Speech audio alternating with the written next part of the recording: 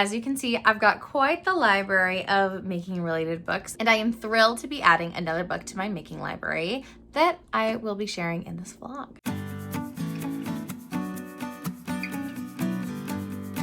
Hello, my name is Emily Crow from The Cozy Crow, and welcome to my YouTube channel. And today we're starting an exciting vlog. If you have been here before, then you know that I am a maker, I am a reader, I love all things cozy, and so getting to combine my love for yarn and my love for books in a video, those are some of my favorite vlogs. This one is going to be specifically a reading vlog where I am reading a book about textile art, and this book recently came out. It's called With Her Own Hands by Nicole Nerig, Women Weaving Their Stories. So I'm super excited to be reading this book. I have seen it a little bit, like little snippets of it around, and it was really intriguing to me just learning about the impact of textile art on specifically women of different cultures and how they use that art to express themselves, sometimes to be an act of rebellion. I am so excited to be able to read this nonfiction and to learn more about the history of textile crafts and see what impact this history has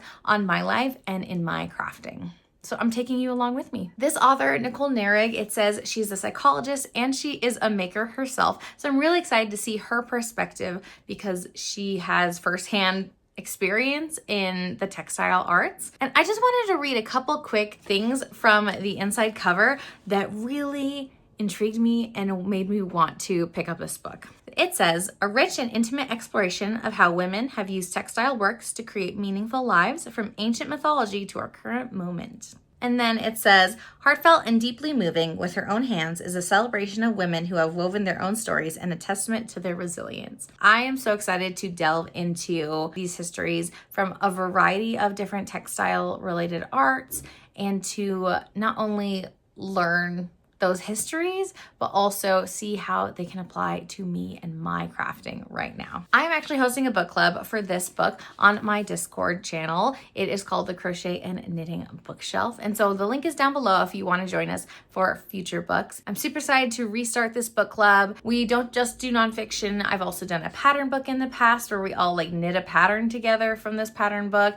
I have also done some fun fiction or fantasy that have some knitting or crochet related elements. So if you want to join in, you're definitely welcome. The link is down below, and feel free to share any recommendations you have there for future books that you want to see in the book club. So I wrote down my pace for what I expect to read for this. This is going to be kind of a longer term vlog since it is running through the length of this book club, but my plan is for everyone else who hasn't gotten their book yet, because this book just came out like maybe a week, 2 weeks ago, maybe, at this point that I'm filming this, the very beginning of September. So by September 7th or so, make sure that you have your book obtained. September 17th, read chapter 1. The 27th, read chapter 2. October 8th, chapter 3. October 18th, chapter 4. The 29th, chapter 5. And then in November, on November 8th, chapter 6, November 19th is chapter 7, and then November 26th is kind of like the buffer to finish. I don't really know when we're going to do this book club meeting on Instagram Live. I'm trying something a little different, hoping that even if I don't get a ton of participation in the Discord, since sometimes that avenue of discussion is not the best for everybody. I'm hoping that the Instagram Live will get some people to participate, talk about their reading experience. So I want to make sure to give people plenty of time to get the book, read the book, have some thoughts to share, and then I'm not sure exactly when we'll do the book club meeting, end of November, beginning of December, kind of see what plays out there. But I'm so excited to dive right in. With only 7 chapters, I think they're going to be a little bit on the longer side. But I'm so excited to start working on this. The first chapter is called To Live and Die, as in dyeing fabric, dyeing yarn. I am really pumped to be reading a nonfiction. The last nonfiction in the making realm that I read was like an anthology of like personal stories, and I'm just hoping that with a more historical background to this book that I will feel like I'm learning a lot and can then extrapolate some of those learnings into my life and my crafting. I think that's what I really love about like niche histories. I don't read a ton, but I tend to really enjoy them, and I am part of these, and I happen to be part of this niche I happen to be part of this niche, so I'm really looking forward to this one.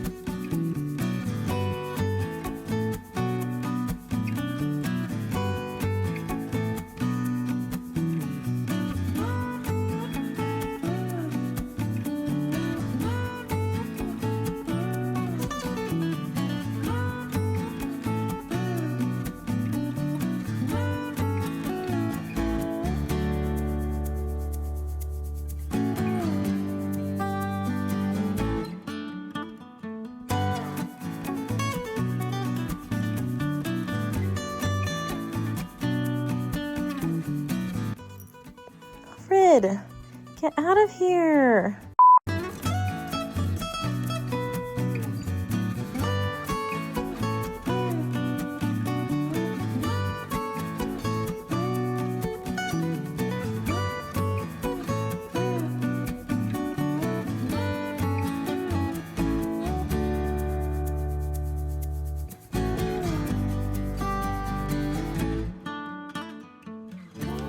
All right, so I had my light on just because it is dark now, and there was definitely some light. I mean, we've got one light in this room, kind of mood lighting, I guess. My husband needs to fix the other light in here, but I just wanted to save my eyes, so I figured it would make it a little easier. I can still read it fine, but might as well just be gentle on my eyes towards the end of the day. I was really close to finishing this chapter, but then I had to go get my daughter from daycare, so I did not get a chance to quite finish it, so that's why I'm finishing it now. And I wanted to just chat about my experience reading it. So this is chapter 1, called To Live and Die. I thought this was really fascinating, and getting to see a little bit more about how Nicole Narig compiled her research, the vast scope of her research in different time periods and different cultures, but then also the points that she's trying to get across. I kind of expected like one chapter would be on dyes and dyeing fabric and yarn and things. And while there was talk about that, there was so much more in this chapter that really wasn't the focus. The focus was really on creation and life and death, and the connection that women in the textile arts had to those concepts, with a lot of comparisons that might sound fairly familiar and actually make a lot of sense when you think about symbolically women as procreators and nurturers and how that role affects their creativity in the textile industries historically. So really interesting to think about all of that. And I just really like how these aren't like far-fetched ideas. Like, it totally makes sense now that someone's put it into words, but I hadn't made that connection in my brain before. Well, I feel like the author mostly in this chapter talks about procreation and life, and even creation and things like that takes up the bulk of this chapter. At the end, she talks more about death and the textile arts' role in death, not just in the ideas that, you know, people were shrouded in burial textile kind of things, though that's mentioned, but the ideas and symbols related to why those textiles were created in the first place, which I found really interesting. And I learned a lot. I liked how there was so many different cultures and time periods mentioned within this text. And you could really tell that the author did a lot of research to find all of these ideas and concepts and quotes. Something else I thought was really interesting in this chapter that has really stuck with me, that like is kind of rolling around in my brain a lot, in talking about creation, procreation, and the textile arts, taking it a step further in like a more adult direction. So make sure there's no like little ears around if you're listening to this right now, that sexual promiscuity and creativity or independence in the textile arts were linked, and how that had implications for people being accused of witchcraft, how that had implications for who was allowed to go in different like spinning circles or spinning rooms, just the expectation of like what are women doing in there, doing their women thing, and creating more of a divide in patriarchal societies as far as like what women should be doing and how to make them more submissive in their roles in the textile arts, not letting them get too creative or independent because of the sexual implications. Very interesting to think about, and something that like I kind of want to ruminate more on because it was just really interesting to me. I can see where that is an extension of other discussion in this chapter, but not somewhere I thought that this was going to go. So that was kind of interesting. I'm excited to keep reading this. Next time I sit down and talk to you, it'll be about chapter 2. So this book is coming along. There are 7 chapters, I think, in it. So not too many. I've got quite a few tabs in here, which is fun. Some things I want to go back to. I'm trying to take good notes too so that I can lead a good book club discussion and hopefully have some really interesting questions for the author herself when she joins me. We will keep working on this. Hopefully tomorrow I can get to reading a little bit more of this.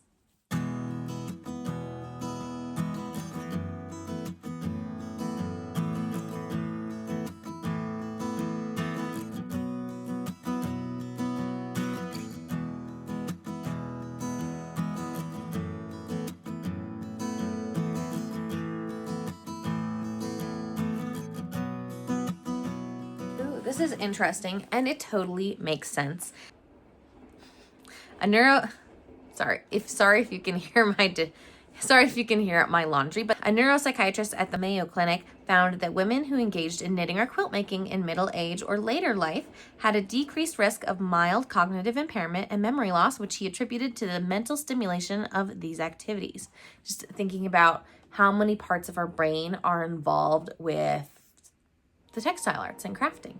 Super, super cool. Makes a lot of sense. We hear all about like Sudoku and brain puzzles to keep our minds strong, but doing something that's even more physical utilizes more parts of your brain than just something that is singularly mental as far as a puzzle goes. Pretty cool.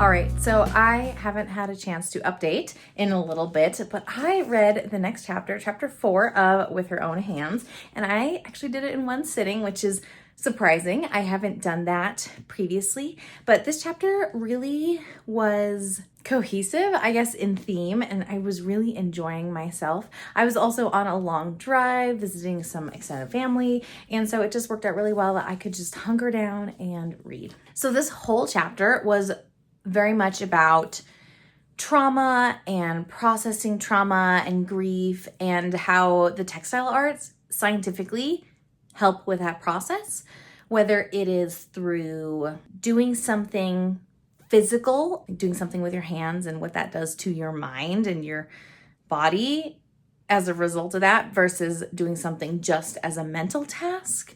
So that was really interesting.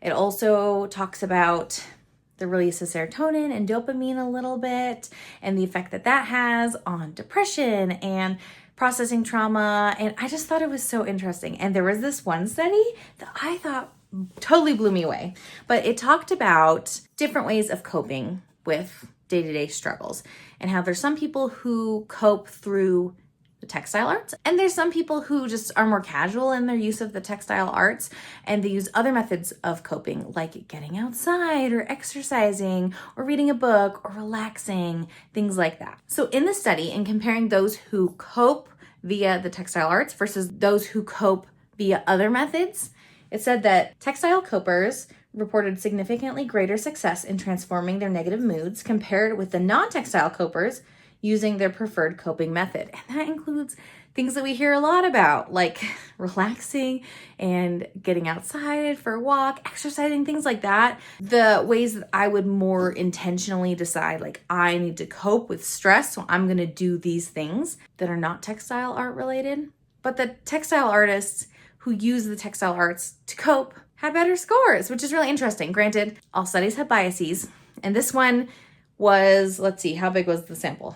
891 participants, though the majority were white, middle-aged women from the US. So definitely biased, but I am almost in that demographic myself. So kind of interesting to think about the impact that it has. And it goes on to say a lot more things that defined the textile coping group versus the non-textile coping group, as far as like their skill in the textile arts, their confidence level in the textile arts, and things like that. So I thought that was really interesting to read about. And it was just really fascinating. We hear about, people joke how knitting and crochet are cheaper than therapy. And while that is not quite correct, the textile arts can't replace therapy and medications and other scientific methods to help with trauma and grief and depression and things like that. It can be a really significant and healthy coping mechanism and a way for our bodies to process those really hard concepts, which I thought was so interesting. And I loved all the different ways that the author captured some of those studies to talk about that. I think it's really cool just to think about the therapeutic nature of the textile arts. It doesn't replace therapy, but it can have therapeutic effects and affect people in numerous ways that are beneficial when they are going through those hard things, which I thought was really cool. So that definitely expanded my understanding of that relationship between coping through trauma and textile arts. And I wanted to share that because I thought that was so cool. So I am about halfway through this book and I'm really enjoying it. I've got lots of tabs going. I might run out of tabs in the colors that I chose, but I'm really enjoying myself. I'm realizing that I probably should have been highlighting specific spots that I want to address with Nicole Narig for my discussion, but I think we'll get to that. I'm going to be doing some research. I've never done like a discussion group or like a book club with an author. So I'm going to be doing a lot of research after I finish this book on like what good questions to ask, hopefully get her talking. And I'm just really excited, but also kind of intimidated by the experience. But I think the best preparation I can do is to keep working through this book and noticing the things that really touch me and that are really meaningful to me. So far, I would rate this a 5-star. I'm really enjoying myself. This is a very well-written book. It is much more expansive in the topics, and each chapter is kind of centered on more of an abstract concept than I originally thought, based on what the title of those chapters are. And so I really like what the author is doing to pull together different disciplines and pull together different textile arts and different cultures and different time periods, all to kind of talk about different themes, these abstract themes for each chapter. I'm really enjoying it, and I think that Nicole Narig did a really great job. So I'm really excited to continue reading.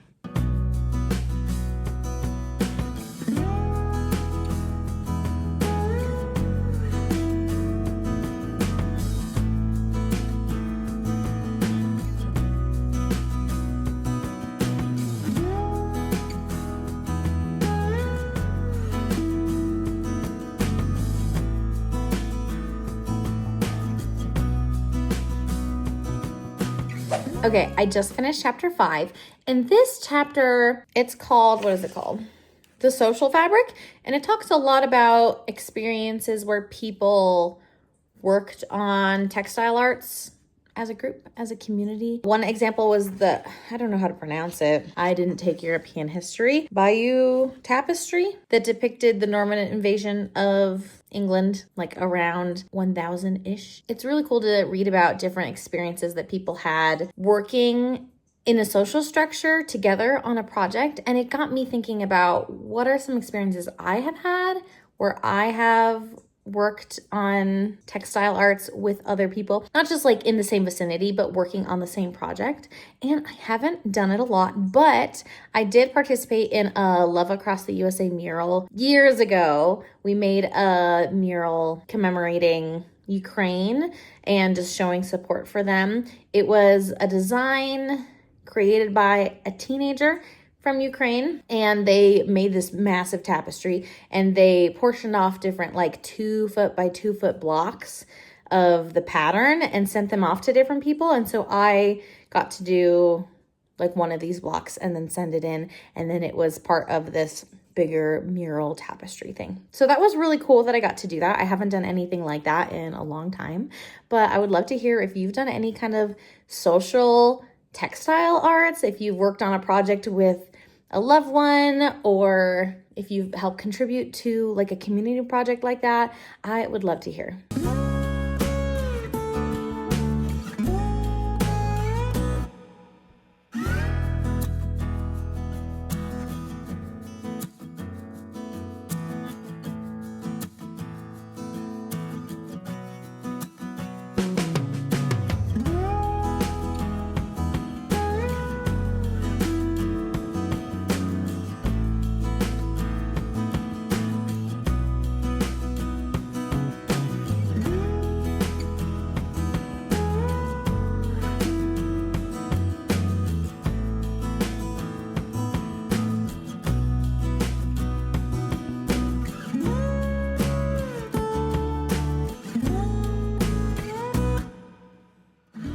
We have finished With Her Own Hands by Nicole Narig.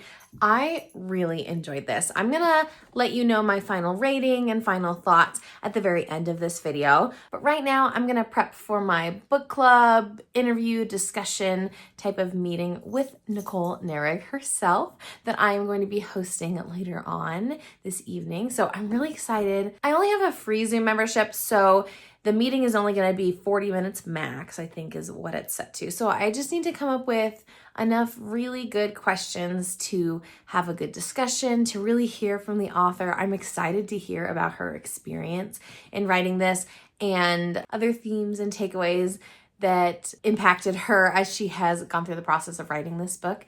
And depending on how many other people participate in the book club, then I'll open up for questions at the very end, but we'll see. I'll make sure to include this book club discussion on my channel. So we're recording it and it'll be uploaded as a separate video that you can check out as well. So if you were not able to attend in person and want to hear from the author herself, then that'll be really great for you. So I'm gonna do a little bit of research and a little bit of pondering on some good questions to ask in this interview so that hopefully it's a really good experience for everyone involved. I am definitely nervous and a little bit starstruck that Nicole Narig reached out to me and asked to participate in this discussion when she saw that I was hosting a book club about it. And I'm just really honored and I'm really excited. So I hope that I can make good use of my time right now and prep. But you can see I had a lot of tabs and lots to say on here.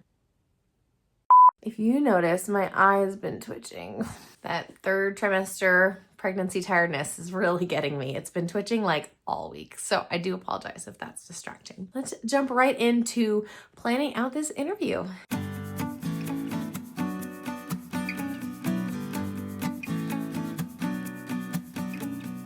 All right, so we are about to start my book club meeting. I have my questions all printed out so I don't have to be toggling between different programs on my computer. So I have that ready. I'm feeling prepared. I'm excited. I'm nervous. I've already seen that a few people have joined my Zoom meeting already, which is exciting because I would love as much participation as possible for this book club.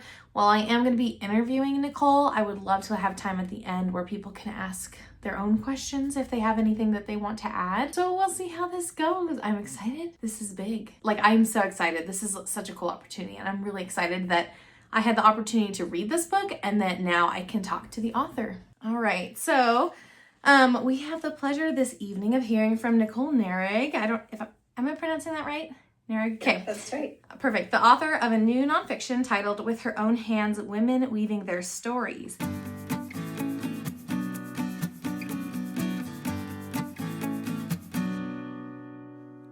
In case you haven't guessed it, I'm going to rate With Her Own Hands by Nicole Narig 5 stars. I thoroughly enjoyed this book. I don't read a ton of nonfiction, but the type of nonfiction that I really love is approachable, but also academic. Like, it's got studies and cited sources. It's not just like a memoir or anecdotal. And this hit all of those boxes. Plus the subject matter of the textile arts, history in a variety of different cultures and peoples was really fascinating. Well, I feel like this book just barely scratched the surface. It made me want to learn more about the history of textile arts in a variety of cultures. And I really loved how you could tell just how much time the author put into doing the research and speaking with different people and collecting these quotes and studies and histories, and just you could really tell it was a labor of love on Nicole Nerig's part, that she really wanted to dive into this topic and learn for herself, and as a result she came to write the book. So cool. I do really like it. Like I said, this is just kind of a broad overview, and it definitely mentions a variety of different textile arts. Spinning wasn't addressed very much. And while there's so many other cultures that historically have used the textile arts as a way for women to communicate and to contribute to their society, you just can't fit it all in one book, honestly. And so this was a really great broad overview. I don't know how well you can tell, I tabbed a ton. All the blue tabs are either specific quotes from specific people, specific stories or cultures or organizations even. Like there's an organization called Nest that would work with handwork artisans to help them get better rights and compensation for the work that they do. Tab that with blue. Blue are all the things that I could see myself going back to, either trying to learn more about the person who quoted that thing, or learn more about that culture, or that folktale, or that historical instance, or like Gee's Bend is a really cool place in Alabama that is now known for their quilting. And so I would love to be able to go visit there. So I tabbed a couple spots that talked about Gee's Bend and a festival that they have there, and a certain location where they've had an exhibit. I tabbed that in blue. Those are things I want to go back to. The orange tabs, not as many, but those are not quotes, but things that were in the author's own words that I found meaningful. And then the pink, there's only a couple of those, are specifically Nicole Nerig's experiences. So when she talks about interacting with an embroidery artist and learning from her, taking a workshop from that embroidery artist, that's in pink. Or when she talks about the specific meaning that the textile arts have had in her life, that's pink. So not very author focused, definitely more focused on people outside of her. I have lots to go back to and to research and to learn about, and it just makes me really excited to delve deeper into the world of textile history. I find it really cool that each of us individually in our crafting can find meaning. And while there's some common threads throughout that connect us all, that meaning is very personal. It can fluctuate and change, evolve over time, depending on what season of life we're in and maybe what crafts we're doing even, is something that Nerig mentioned in our interview discussion, that just the different crafts might yield different meanings for us. And yet there's also meaning found in the collective as a fiber artist or a textile artist. And that's something that we can share with those around us, and something that we can learn from as we learn more about other people's experiences and other communities' experiences with the textile arts. I really, really love this. And I hope that you get a chance to read this too. It's just a little over 200 pages, so it's not very long. It is definitely a slower paced read. It's really good to, just read one chapter at a time, mull it over kind of thing. I would love to see more from this author as she dives deeper into some of these concepts. There's definitely some talk about misogyny and sexism and racism and systemic oppression in general, and how that has shaped and in some ways limited, but in other ways shaped and allowed for creativity in the textile arts. So there's a lot here as a broad overview, and I hope that you get a chance to read it and really appreciate the work that the author has put into this book and what this could mean for you in your textile crafting. After reading the book, I really want to learn how to weave. That's one of the textile arts that I've really wanted to participate in, but I feel like I need to take like a weaving class. I do not have the bandwidth to get a loom and learn at home. Like I really need to go to a location and learn from someone who is an expert and, you know, get a chance to get help warping the loom and all that stuff and learning some techniques and seeing what I like. But I can definitely see myself wanting to learn how to weave. I would love to learn how to quilt and getting to appreciate the craftsmanship of, say, the G's Bend quilters. And it just makes me appreciate the meaning that the textile arts have had in my life and how they've inspired me and how that connects me to the textile art community as a whole. So all that being said, thank you so much for watching this video and joining me as I read this book and shared with you some of my thoughts and impressions throughout. And if you want to see that interview with Nicole Narig, the author of this book, as well as a little bit of interaction from those who joined in, we had a couple of good questions in the chat, which is really cool. If you want to see all that, all included in another video on my channel, and that'll be available anytime for you to check up on. I'm really so happy I had the chance to speak with her and get her perspective, and I could just feel how passionate she was about not only this book, but the textile arts in general and the meaning that they have in her life. And I hope that as you feel that, as you're watching that interview, as you read this book, that you feel that meaning in your own life. So let me know down below what meaning textile arts have in your life and what purpose they are serving for you right now. For me, they are a way to be productive and creative at the same time. They are a way for me to show love for my family as I'm doing a lot of gift making right now. Also, let me know down below if there are other books in the fiber arts realm, whether it's like a fiction with some sprinkling of a knitter or weaver thrown in, or whether you have a nonfiction that you know about, or, you know, anything in that realm. Let me know, because I would love to do more vlog videos like this where I read fiber arts and textile arts related books and take you along with me as I read through them. I've got a couple other vlogs like this on my channel, so make sure to check them out. I'll link them at the end of this video in the cards. But until next time, happy reading and happy making. Bye!